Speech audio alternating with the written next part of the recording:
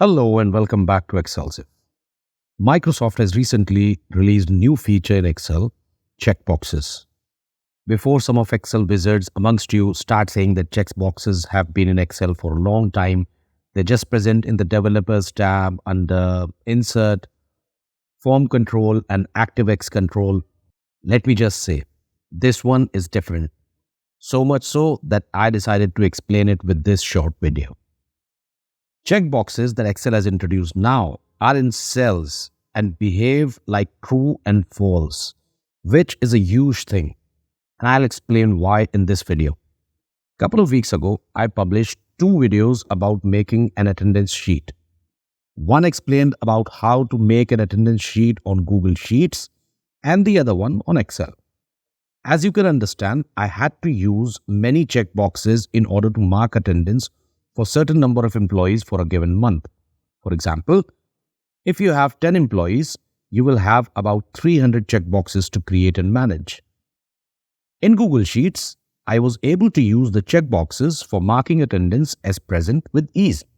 But in Excel, when I chose the checkboxes from the Developer tab, it made the whole thing really slow, like it was struggling to cope up.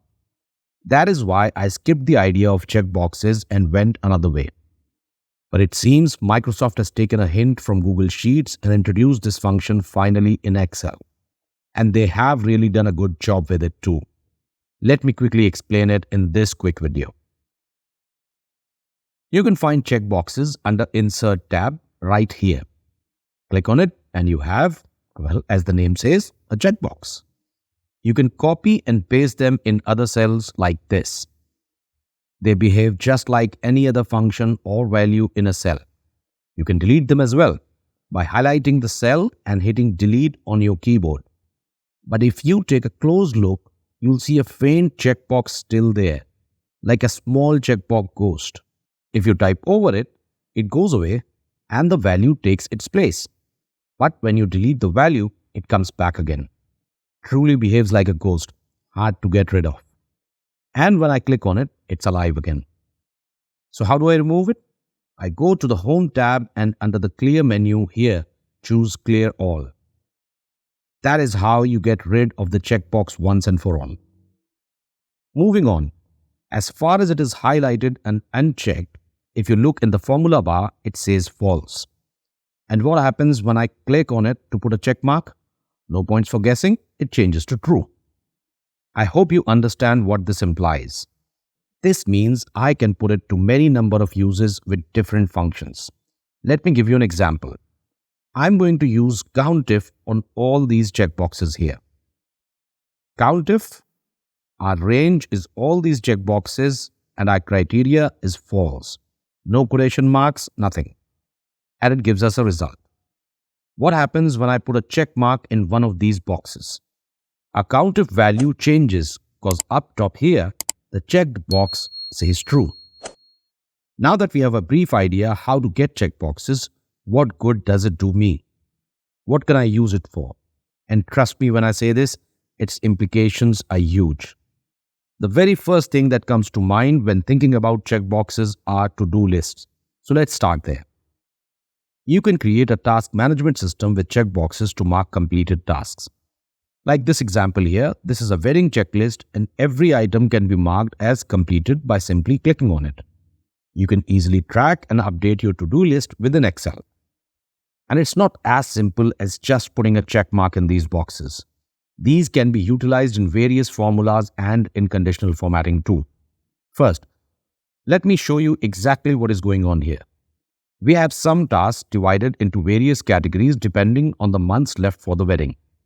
And as soon as a task is completed, you can put a check mark here to mark it completed. But that's not all. Me being a guy may not have all the tasks listed here. But if you check with the females you know, they can probably add a couple of more tasks to this list. And that would make it quite a long list. Then, keeping a track of how many tasks are left can be a daunting task in itself. So much so that you might have to add a checkbox here to say that you've completed all the tasks here.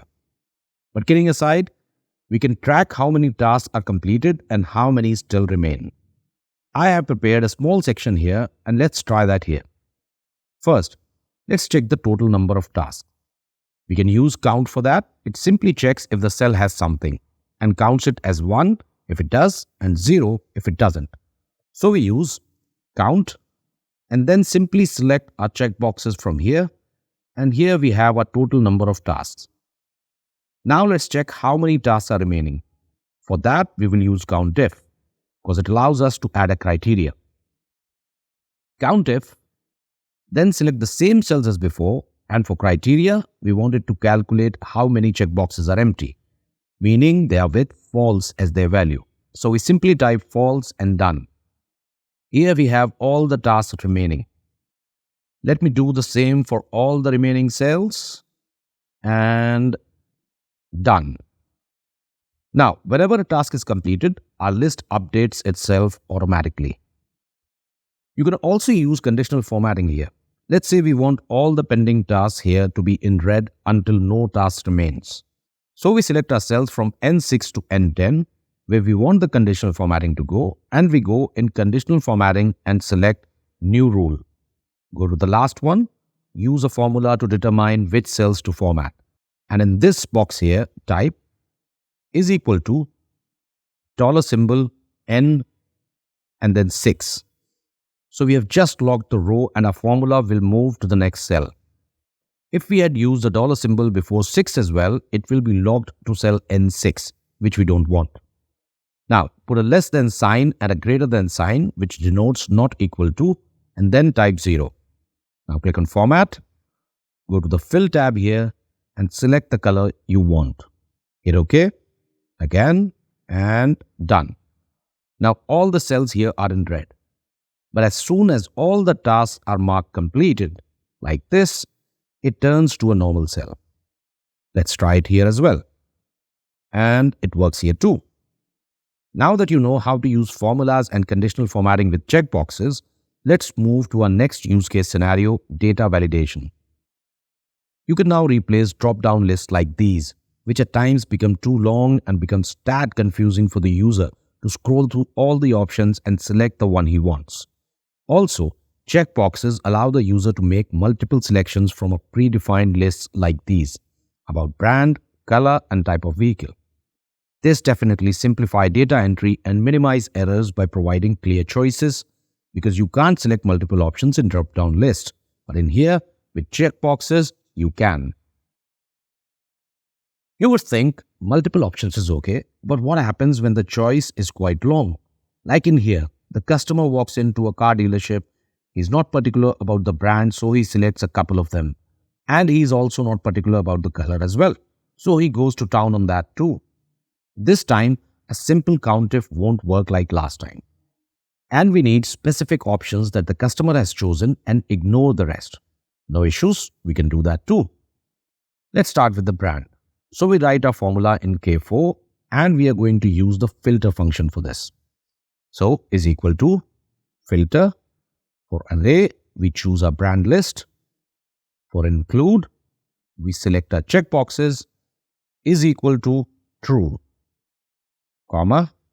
Now we don't want anything if it's false, which means the customer has not checked that box. So we use double quotes and done. You won't see anything here because none of our boxes in brands are checked. But the moment I check one, it comes up here. And it doesn't matter if the customer has skipped one or two, the results here will always be summarized in a running list like this, without any breaks, which is really nice.